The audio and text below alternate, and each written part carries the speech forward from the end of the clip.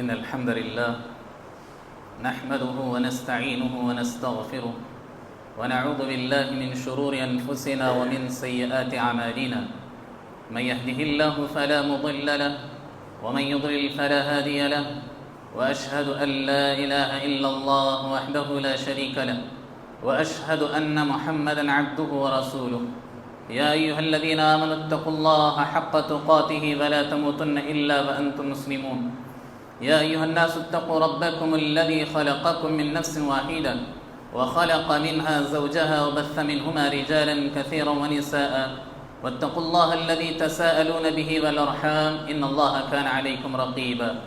يا أيها الذين آمنوا اتقوا الله وقولوا قولا سديدا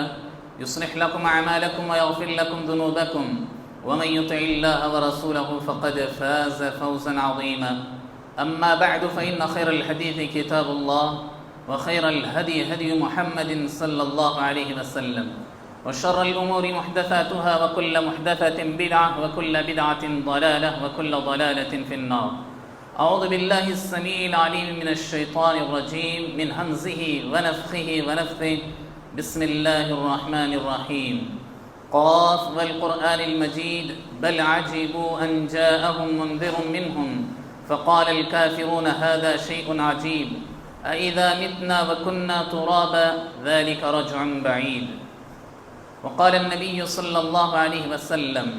حق المسلم على المسلم خمس: رد السلام، عيادة المريض، واتباع الجنائز، وإجابة الدعوة، وتشميت العاطس. رواہ البخاری. حاضرین جمعہ اور پردہ نشین خواتین اسلام، اللہ رب العالمین نے تمام ہی انسانوں کو پیدا کیا، اور اللہ رب العالمین نے انسان کو کمپلیٹ نہیں پیدا کیا. یعنی یہ کہ ہر انسان کو اللہ رب العالمین نے ایسا پرفیکٹ نہیں بنایا کہ انسان کو دوسروں کی مدد کی ضرورت نہیں. ایسا کوئی انسان اس زمین پر نہیں آیا جس کو اللہ نے دوسروں کی مدد کا حامل نہ بنایا ہو. یعنی یہ کہ ہر آدمی اس زمین پر جو بھی پیدا ہوا ہے وہ دوسروں کی مدد کی ضرورت کا محتاج ہوتا ہے. اس کو دوسروں کی مدد کی ضرورت ہوتی ہے. دوسروں کی مدد سے اس کے تمام کام مکمل ہوتے ہیں. اسی لیے اللہ کے نبی صلی اللہ علیہ وسلم نے احادیث میں اس بات کی طرف اشارہ کیا کہ ایک آدمی کو دوسرے آدمی کے کام آنا چاہیے. اور اللہ کے نبی صلی اللہ علیہ وسلم نے فرمایا جب ایک آدمی دوسرے آدمی کے کام آتا ہے تو اللہ رب العالمین اس کے زندگی کے کاموں کو مکمل کرتا ہے. واللہ فی عون العبد ما کان العبد فی عون اخیہ. جب ہم دوسروں کی مدد میں لگتے ہیں تو اللہ رب العالمین ہماری مدد کرنے لگتا ہے. جب ہم دوسروں کی حفاظت کرتے ہیں تو اللہ تعالی ہماری حفاظت کرتا ہے. جب ہم دوسروں کی عزت کا احترام کرتے ہیں تو اللہ تعالی ہماری عزتوں کی احترام، اللہ رب العالمین ہماری عزت کا احترام کرتا ہے. اسی لیے اللہ کے نبی صلی اللہ علیہ وسلم نے فرمایا کہ تم ایک دوسرے کی مدد کے محتاج ہو. اللہ کے نبی صلی اللہ علیہ وسلم نے صحیح بخاری کی روایت میں ایک مسلمان کے دوسرے مسلمان پر 5 حقوق بتائے ہیں. اللہ کے نبی صلی اللہ علیہ وسلم نے فرمایا کہ پہلا حق یہ ہے کہ تمہیں چاہیے کہ تم ایک آدمی کی عیادت کرو جو آدمی بیمار ہو جائے. اللہ کے نبی صلی اللہ علیہ وسلم نے فرمایا جب تمہیں کوئی سلام کرے تو اس کے سلام کا جواب دو. کوئی آدمی بیمار ہو جائے تو اس کی بیماری میں تمہیں جا کر اس کی عیادت کرنا چاہیے. پھر اللہ کے نبی صلی اللہ علیہ وسلم نے فرمایا اگر کوئی شخص مر جائے، کوئی مسلمان، تو اس کی جنازے کی اتباع کرو. یعنی یہ کہ اس کی نماز جنازہ میں شریک ہو جاؤ. اور اگر کوئی آدمی تمہیں صحیح طور پر دعوت دے، صحیح چیز کی دعوت دے کھانے پینے کی، تو تمہیں اس کی دعوت کو قبول کرنا چاہیے. پھر اللہ کے نبی صلی اللہ علیہ وسلم نے فرمایا جب کبھی کوئی مسلمان چھینکے اور الحمدللہ کہے اس چھینک پر، تو تمہیں اس پر یرحمک اللہ کہنا چاہیے.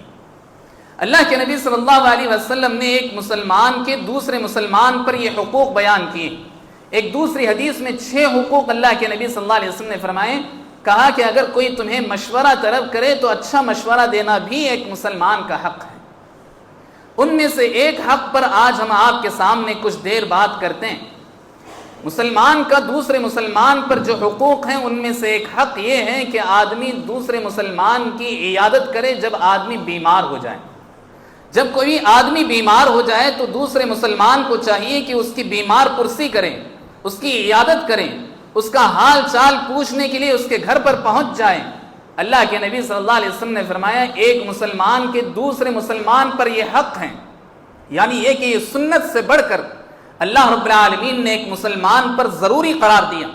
کہ جب کبھی کوئی مسلمان بیمار ہو، تمہیں معلوم ہو تو اس کی عیادت کے لیے اگر تم پہنچ سکتے ہو تو اس کی عیادت کرنا چاہیے، اس تک پہنچ کر اس سے ملاقات کرنا چاہیے، اس کے تسلی کے کلمات اللہ کے نبی صلی اللہ علیہ وسلم نے ذکر کیے ہیں اسے دینا چاہیے۔ ایک مسلمان کا دوسرے مسلمان پر حق ہے۔ اللہ کے نبی صلی اللہ علیہ وسلم نے فرمایا ایسا نہیں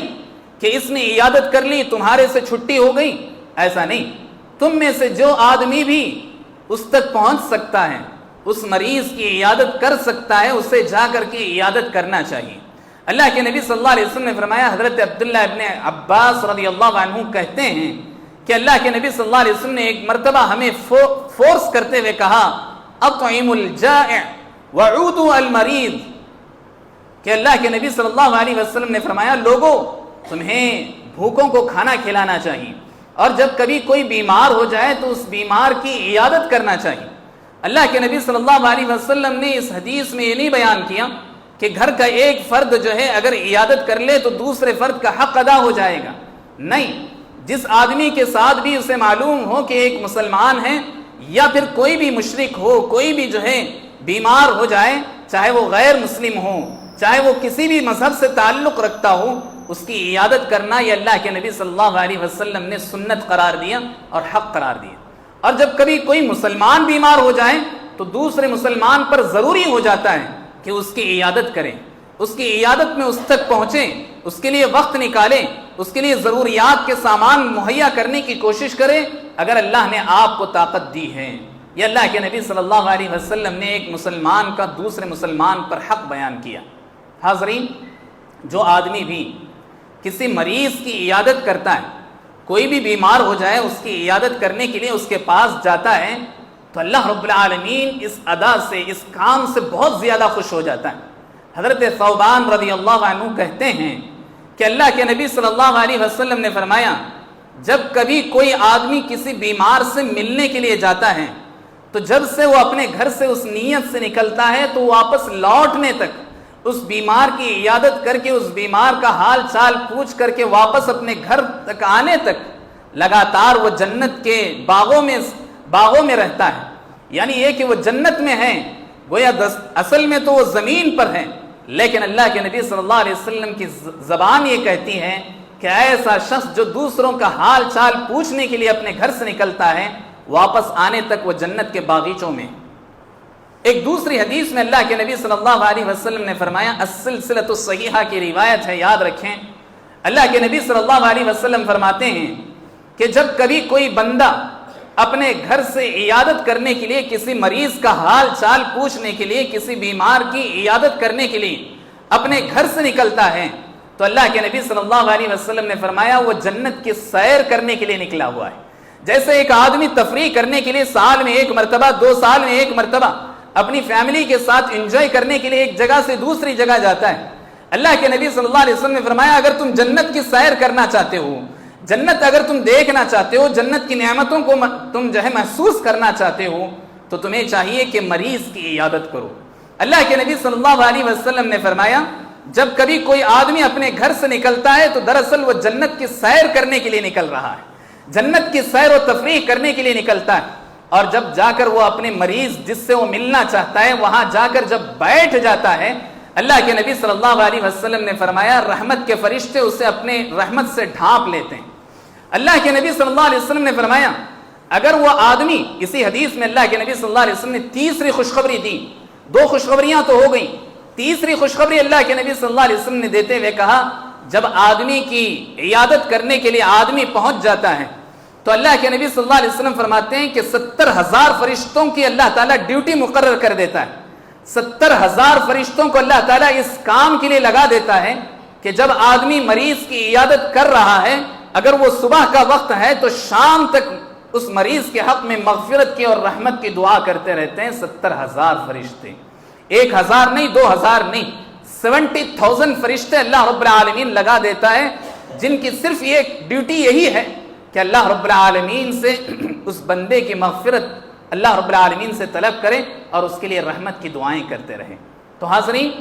یہ بہت بڑی فضیلت ہے. اللہ کے نبی صلی اللہ علیہ وسلم نے ایسی بے شمار فضیلتیں ذکر کی ہیں، تو یہ فضیلت آپ اپنے ذہن میں رکھ کر آگے بڑھیں. اللہ کے نبی صلی اللہ علیہ وسلم نے فرمایا، جب کبھی کوئی آدمی کسی مریض کی عیادت کرتا ہے تو آپ صلی اللہ علیہ وسلم فرماتے ہیں، من عاد مریضا نادى مناد من السماء وتبوأت من الجنة منزلا.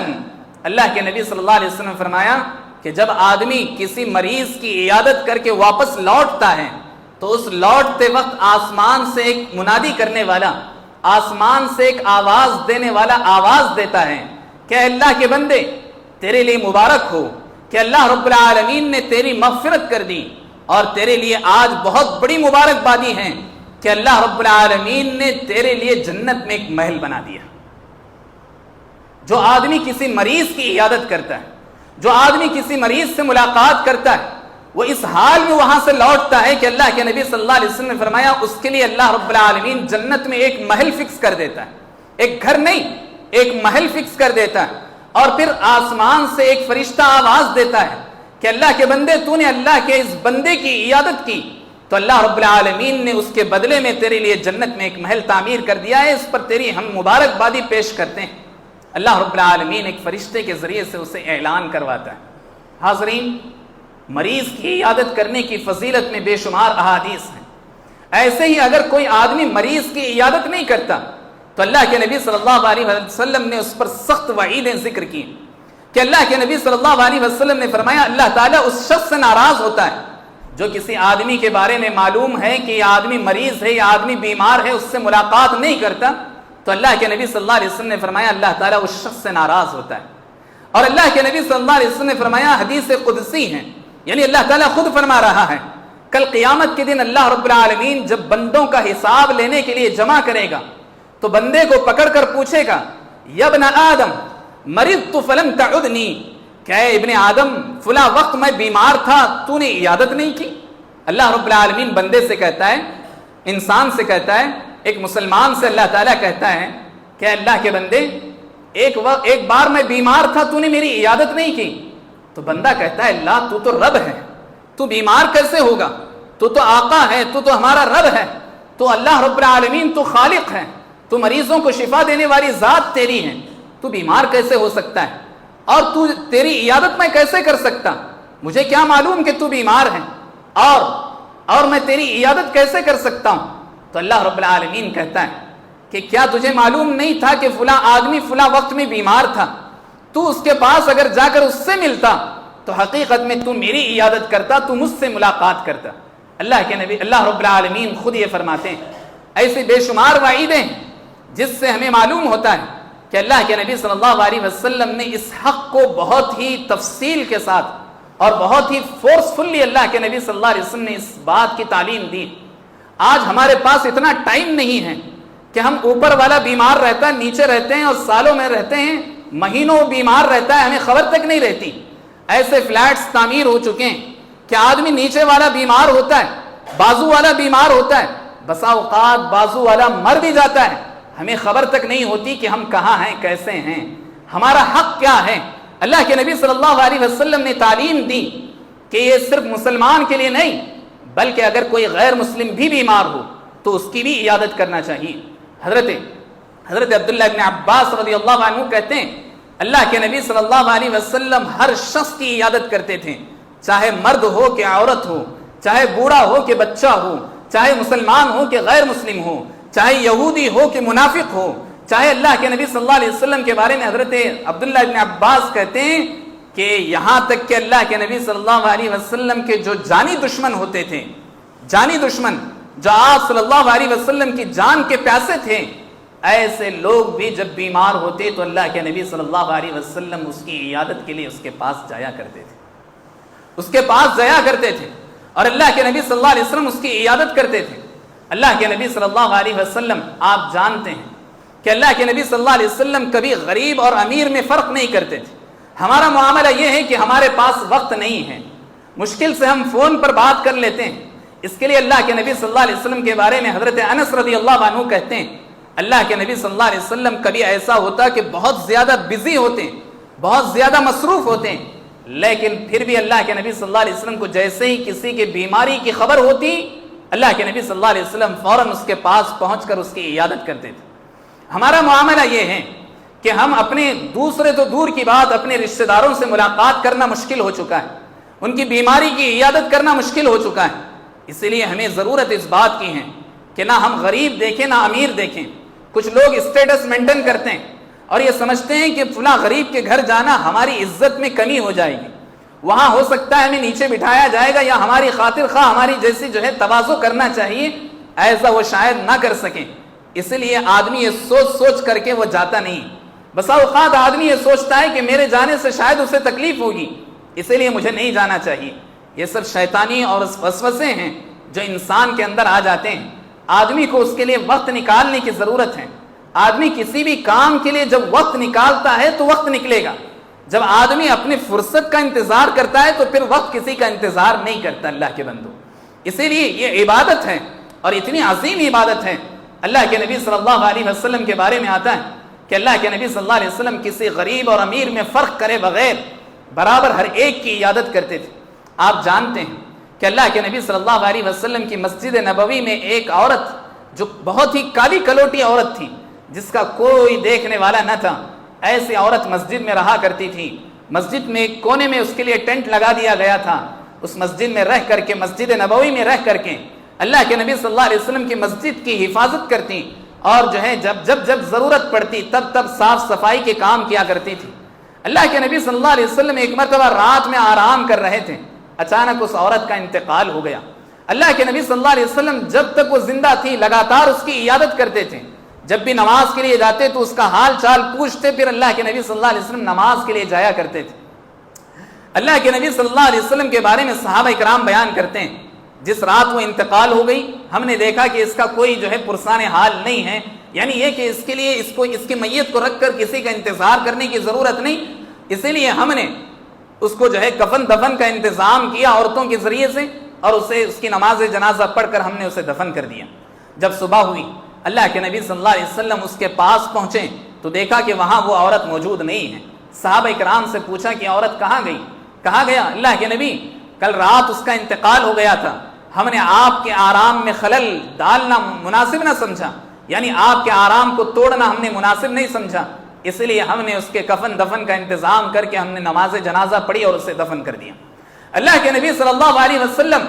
ناراض ہوئے, پھر صحابہ اکرام سے کہا چلو مجھے اس کی قبر بتاؤ.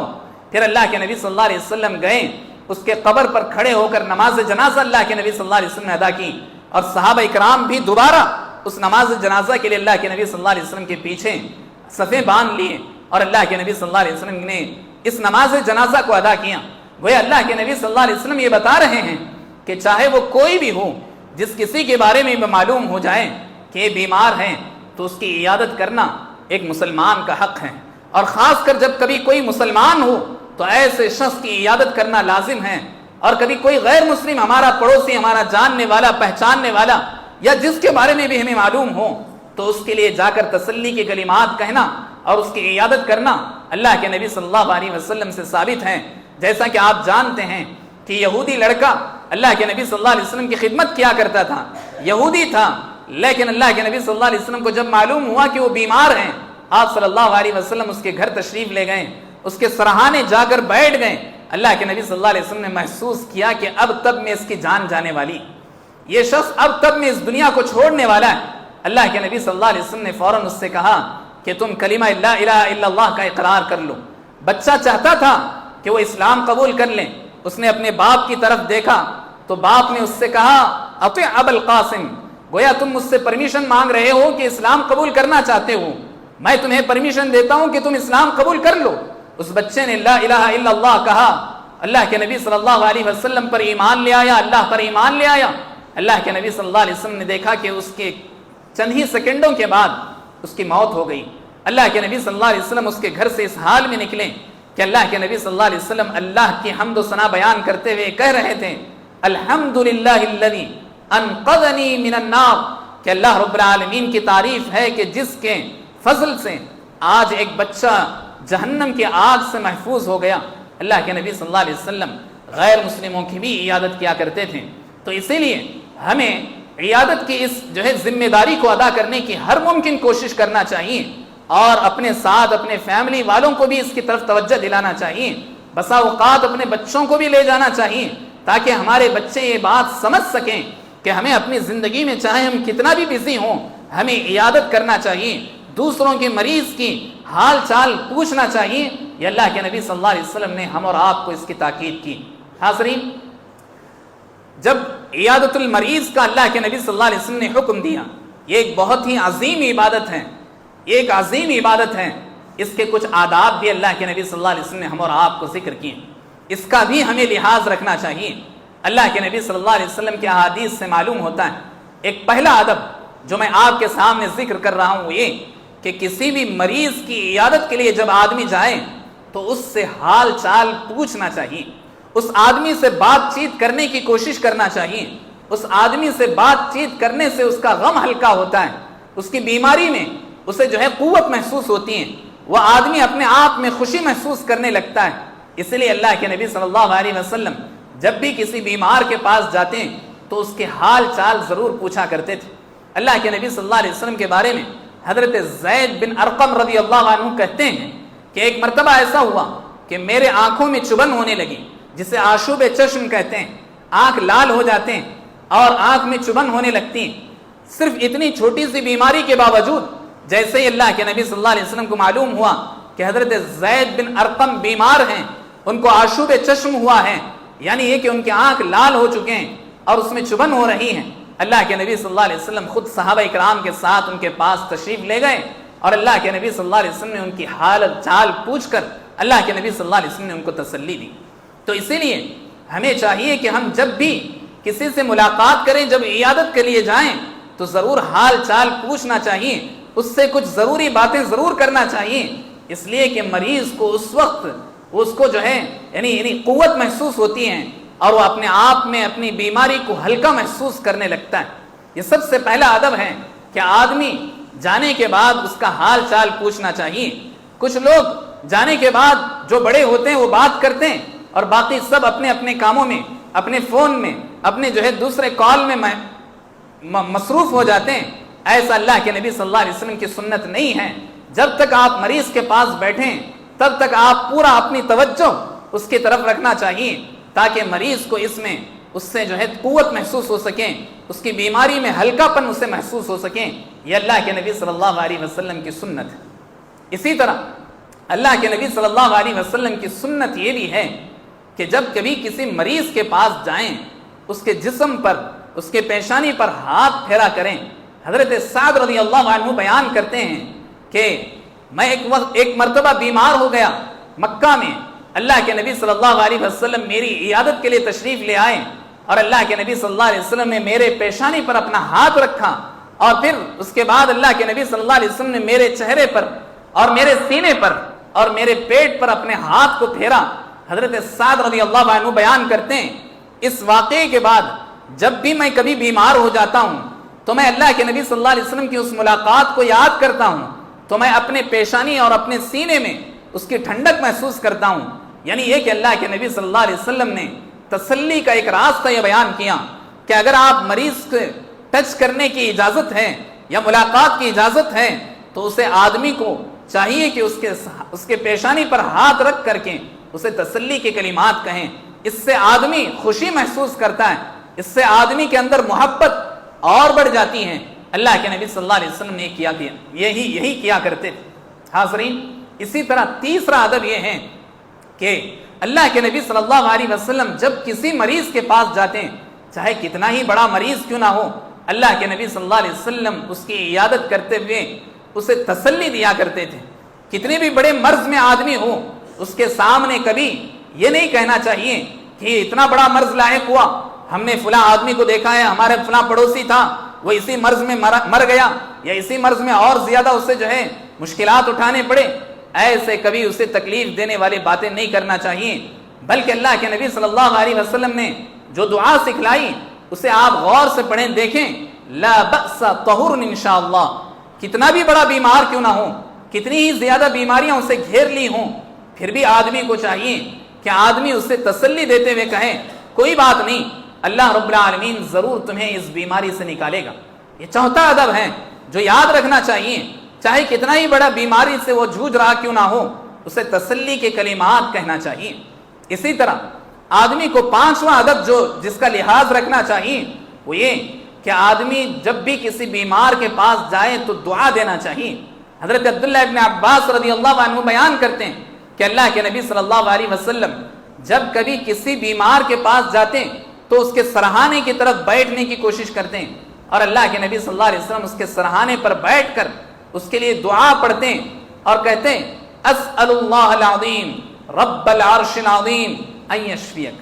7 مرتبہ اللہ کے نبی صلی اللہ علیہ وسلم نے فرمایا جو آدمی 7 مرتبہ یہ پڑھ کر کسی بھی بیمار پر دم کر دیتا ہے تو اللہ کے نبی صلی اللہ علیہ وسلم فرماتے ہیں کہ اگر اللہ تعالیٰ اس بیماری میں اس کی موت نہیں رکھی ہے تو ہر حال میں اللہ تعالیٰ اسے شفا دے کر رہے گا۔ اس جو ہے بلیف کے ساتھ، اس یقین کے ساتھ پڑھنے کی ضرورت ہے کہ مریض کے پاس آپ جائیں اس نیت سے کہ اللہ کے نبی صلی اللہ علیہ وسلم نے فرمایا ہے کہ جو آدمی 7 مرتبہ یہ دعا پڑھ کر اس پر پھونکے گا اللہ رب العالمین ضرور اسے شفا دینے کا وعدہ کیا ہے۔ اس وعدے کو یاد رکھ کر کے اس یقین کے ساتھ اس مریض پر دم کرنا چاہیے۔ حضرت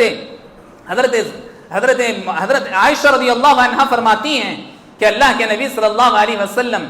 جب کبھی خود بیمار ہو جاتے ہیں تو اللہ کے نبی صلی اللہ علیہ وسلم اپنے آپ پر دعا پڑھ کر کے دم کر لیتے ہیں۔ ان دعاؤں میں کثرت سے اللہ کے نبی صلی اللہ علیہ وسلم سورہ اخلاص، سورہ فلق، سورہ ناس،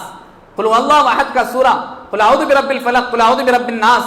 3 مرتبہ اللہ کے نبی صلی اللہ علیہ وسلم پڑھا کرتے ہیں، یا کم سے کم 1 مرتبہ پڑھ کر کے اللہ کے نبی صلی اللہ علیہ وسلم اپنے آپ پر دم کرتے ہیں۔ دم کرنے کا طریقہ یہ ہوتا کہ اللہ کے نبی صلی اللہ علیہ وسلم اپنے دونوں ہاتھوں کو جما لیتے ہیں اور اس میں پھونک کر کے اللہ کے نبی صلی اللہ علیہ وسلم اپنے جسم پر پھیر لیا کرتے تھے۔ حضرت عائشہ رضی اللہ عنہا فرماتی ہیں، مسلم کی روایت ہے، جب اللہ کے نبی صلی اللہ علیہ وسلم موت کے وقت بیمار ہوئے، بہت زیادہ بیمار ہو گئے، اتنے بیمار کہ اللہ کے نبی صلی اللہ علیہ وسلم اپنے ہاتھ آسانی سے اٹھا نہیں سک رہے تھے، تو اللہ کے نبی صلی اللہ علیہ وسلم کے لیے میں نے پڑھ کر کے اللہ کے نبی کے ہاتھ میں دم کیا، اور پھر اللہ کے نبی کے ہاتھ کو لے کر کے میں نے اللہ کے نبی صلی اللہ علیہ وسلم کے جسم پر پھیر دیا۔ تو یہ بھی ایک ادب ہے کہ آدمی اس کے حق میں دعا کریں اور جو صورتیں یاد ہیں پڑھ کر کے اس کے لیے دم کریں۔ دعا کرنا اور دم کرنا یہ بھی جو ہے ضروری ہے۔ ایک چھٹا ادب یا ایک بہت ہی اہم ادب یہ ہے کہ آدمی اس کا نام لے کر اللہ تعالیٰ سے دعا کرنا چاہیے کہ اللہ رب العالمین تجھے شفا دے دے، اللہ رب العالمین فلاں آدمی کو شفا دے۔ جب بھی یہاں دعا کروانے کے لیے کہا جاتا ہے، یہ اللہ کے نبی صلی اللہ علیہ وسلم کی سنت ہے کہ جو آدمی بیمار ہوتا معلوم ہوتا اللہ کے نبی صلی اللہ علیہ وسلم اس آدمی کا نام لے کر دعا کیا کرتے تھے۔ جب بھی بیمار کے پاس جائیں اس کا نام لے کر دعا کرنا چاہیے۔ حضرت سعد رضی اللہ عنہ بیان کرتے ہیں، جب میں بیمار ہوا اللہ کے نبی صلی اللہ علیہ وسلم میرے پاس آئے اور آ کر اللہ کے نبی صلی اللہ علیہ وسلم نے میرے لیے دعا کی۔ دعا کرتے ہوئے اللہ کے نبی صلی اللہ علیہ وسلم نے فرمایا، اے اللہ سعد کو تو شفا دے دے، اور اے اللہ اس سعد کی ہجرت کو مکمل فرما۔ یعنی یہ کہ مکہ سے اب مدینہ ہجرت کرنے والے تھے، ایسا لگ رہا تھا حضرت سعد رضی اللہ عنہ ہجرت نہ کر سکیں گے کیونکہ بہت زیادہ بیمار تھے، تو اللہ کے نبی صلی اللہ علیہ وسلم نے ان کے لیے ہجرت کے لیے دعا کی، اور حضرت سعد رضی اللہ عنہ کہتے ہیں کہ اللہ رب العالمین نے اس بیماری سے اللہ کے نبی صلی اللہ علیہ وسلم کی دعا سے اللہ نے مجھے شفا دی اور میں نے ہجرت کر کے مکہ سے مدینہ بھی پہنچا۔ تو حاضرین، ایک ادب یہ بھی ہے کہ آدمی مناسب وقت کا انتظار کریں، یعنی یہ کہ اللہ کے نبی صلی اللہ علیہ وسلم نے فرمایا کہ اگر کوئی ضروری کام نہ ہو تو دوپہر کے وقت کسی کے گھر کے اندر داخل نہیں ہونا چاہیے، رات عشاء کے بعد اور فجر سے پہلے، اور اسی طرح دوپہر یعنی ظہر کے بعد آدمی کو بلا وجہ کسی کے گھر داخل نہیں ہونا چاہیے۔ ہاں اجازت لے کر کے، یا پھر وہ خود گھر والا آپ کو بلا رہا ہے تو آپ جا سکتے ہیں، ورنہ ان 3 اوقات کے علاوہ اوقات کو آدمی عیادت کے لیے مقرر کرنا چاہیے۔ ہاں ہاسپٹل میں ہے تو کوئی بات نہیں، لیکن گھروں میں اگر جو ہے کوئی مریض ہے تو ان 3 اوقات کے علاوہ اوقات کو آدمی چوائس کرنا چاہیے، ان اوقات میں عیادت کرنے کی کوشش کرنی چاہیے۔ اسی طرح ایک مریض کے پاس جب جانے کے بعد آدمی کو بہت زیادہ دیر تک نہیں بیٹھنا چاہیے، بہت زیادہ دیر تک نہیں، جو آدمی بات کر سکتا ہے، ضروری باتیں ہیں، تسلی کی باتیں ہیں، اسے کر کے وہاں سے ہٹنے کی کوشش کرنا چاہیے۔ ہو سکتا ہے اس مریض کو پیشاب کا یا کوئی بھی مسئلہ ہو سکتا ہے جس کی وجہ سے آپ کے بیٹھنے کی وجہ سے وہ اپنی ضرورت میں خلل یا جو ہے اپنی ضرورت میں وہ مشکل پیش آ سکتی ہے اس کے لیے، اسی لیے وہاں زیادہ دیر تک نہیں بیٹھنا چاہیے۔ لیکن اگر کوئی مریض آپ کو ہاتھ پکڑ کر بٹھاتا ہے کہ بیٹھو، تو ایسے وقت میں اس کی اجازت کے ساتھ ہی بیٹھ کر اس کی اجازت کے بعد ہی وہاں سے ہٹنا چاہیے۔ اس بات کا بھی آدمی کو خیال رکھنا چاہیے۔ ایسے بہت سارے آداب ہیں، یہ کچھ آداب تھے جن کا لحاظ رکھتے ہوئے ایک مسلمان کو دوسری مسلمان کی عیادت کرنا چاہیے۔ اللہ رب العالمین فرماتا ہے کہ جب کوئی بندہ کسی بندے کی عیادت کرنے کے لیے اس کے مرض میں، اس کی بیماری میں، اس کے حال چال پوچھنے کے لیے جاتا ہے تو یقیناً ہم اسے ہم بیماریوں سے محفوظ رکھتے ہیں، یعنی یہ کہ ہر طرح کی بیماریوں سے اللہ رب العالمین ہمیں محفوظ رکھتا ہے۔ اسی لیے جس قدر ممکن ہو سکے اس سنت کو، ایک مسلمان کے حق کو پہچان کر اس پر عمل کرنے کی آدمی کو کوشش کرنی چاہیے۔ اللہ تعالی ہم تمام مسلمانوں کو صحت و عافیت کے ساتھ رکھیں۔ اللہ رب العالمین ہمیں جب تک اس دنیا میں رکھیں صحت و تندرستی کے ساتھ رکھیں، ایمان کے ساتھ، توحید کے ساتھ رکھیں۔ اللہ رب العالمین جب ہمیں اپنے پاس بلائے تو توحید و ایمان کے ساتھ اللہ رب العالمین ہمیں اپنے پاس بلائیں۔ اللہ رب العالمین جہاں بھی مسلمان پریشان حال ہیں اللہ تعالیٰ ان کی پریشانیوں کو ختم فرمائیں، جو بھی مقروض ہیں اللہ تعالیٰ ان کی قرض کی ادائیگی کو پورا فرمائیں، جو بے روزگار ہیں اللہ تعالیٰ ان کی روزی روٹی کے حلال ذرائع عطا فرمائیں، جو بھی انتقال کر چکے ہیں اللہ تعالیٰ انہیں جنت الفردوس میں اعلیٰ ترین مقام نصیب فرمائیں۔ امین۔ اقول قولی ھذا واستغفر اللہ لی ولکم ولسائر